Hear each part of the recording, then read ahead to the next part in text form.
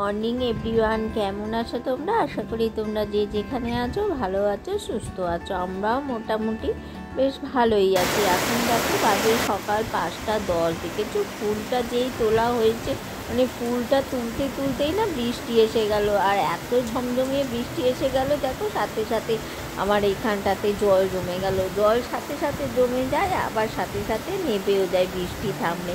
দেখছো আকাশের কি অবস্থা, চতুর্দিক একদম ঘন কালো করে আছে, আর মুষলধারে বৃষ্টি।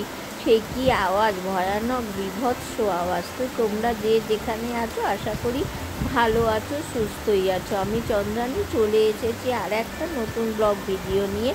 ভিডিওটা তোমরা শেষ অবধি একটু দেখো, আশা করি তোমাদের খুব ভালো লাগবে। কাজ মোটামুটি কমপ্লিট হয়ে গেছে, আর এবারে আমি যাব দেখো রান্নাঘরে চলে এসেছি। রান্নাঘরে আসলে এই কালকে না তোমাদের দাদা একটু কচুর লতি এনেছিল, জানো তো। কচুর লতিটা দিদিভাই ছাড়িয়ে দিয়েছিল, তো সেই জন্যে আসলে ছাড়াতে এত সময় যায় যে সময়ের অভাবের জন্যেই না এসব জিনিস আজকাল আর রান্না করাই হয়ে ওঠে না। তো দেখো আমি এখন কড়াইতে তেল দিয়ে দিয়েছি, আর কচুর লতিটা না ওদিকে পেঁয়াজ রসুন কাঁচা লঙ্কার একটু তেল দিয়ে মাখিয়ে কিছুক্ষণ চাপা দিয়ে রেখে দিয়েছিলাম। এইবারে আমি কড়াইতে তেল দিয়ে কালো জিরে ফোড়ন দিয়ে লতিটাকে দেখো এইভাবে তুলে দিয়েছি, দিয়ে চাপা দিয়ে ধিমে আঁচে কিছুক্ষণ ধরে রান্না করব। আসলে এতে না আমি জল একদমই ব্যবহার করব না। দেখো এই যে তোমাদের দেখিয়ে দিলাম যে পেঁয়াজ রসুন কাঁচা লঙ্কা হলুদ আর কাশ্মীরি লঙ্কার গুঁড়ো সামান্য চিনি সব দিয়ে এটাকে আমি মাখিয়ে রেখেছিলাম।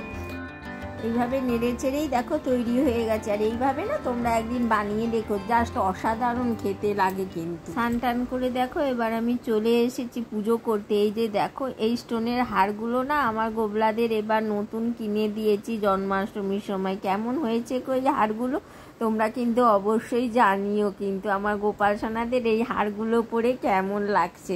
আর আজকে আমরা আর একটু বেরোবো, সেই জন্যেই তোমাদের বললাম যে তোমরা সেই সবদি ভিডিওটা দেখো। আমি কোথায় যাব কেন যাব সব কিছু তোমাদের কিন্তু ভিডিও শেষে দেখিয়ে দেবো। এখন 1:30টার একটু বেশি হয়েছে, ভেবেছিলাম আরও একটু তাড়াতাড়ি বেরোবো, কিন্তু সব কিছুই তো তোমাদের দেখালাম, ঘর সংসার সব কিছু সামলে বেরোতে অনেকটা দেরি হয়ে গেছে। এই দেখো দেখেছো, দেখো আমরা এসেছি। এই যে ঠাকুর, এখানে আমাদের ঠাকুর তৈরি হচ্ছে, সেই ঠাকুর মানে দেখতে এসেছি। আসলে প্রত্যেকবার না একটু অসুবিধা হয়ে যায়, এত দূর তো। এই দেখো আমাদের ঠাকুরটা কেমন হয়েছে তোমরা অবশ্যই জানিও। আর কেন এসেছি বলো তো, তোমাদেরকে তো দেখিয়েছিলাম না মায়ের জন্য শাঁখা পলা কেনা হয়েছে। এই যে দেখো শুধু শাঁখা পলাটা পরানোর অপেক্ষা, মায়ের মুঠি লাগাতে হবে, তো শাঁখা পলাটা না দিয়ে গেলে মায়ের হাতের মুঠিগুলো লাগানো যাবে না। তো সেই জন্যেই আজকে এসেছিলাম। আর এমনিতেই তো দেখছো যে এত বর্ষায় এখন মানে বৃষ্টি থামছেই না, ঠাকুর মানে শোকাতে খুব অসুবিধা হচ্ছে ওনাদের, জানো তো কীভাবে ঠাকুর শোকাচ্ছে তোমরা তো এক ঝলক দেখলেই।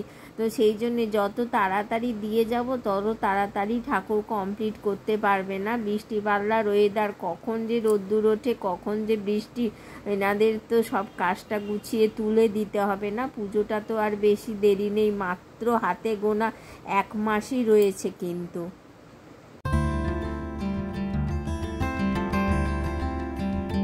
আজকের এই ভিডিওটা তোমাদের কেমন লাগলো অবশ্যই জানিও কিন্তু, আর লাইক কমেন্ট শেয়ার করতে ভুলো না।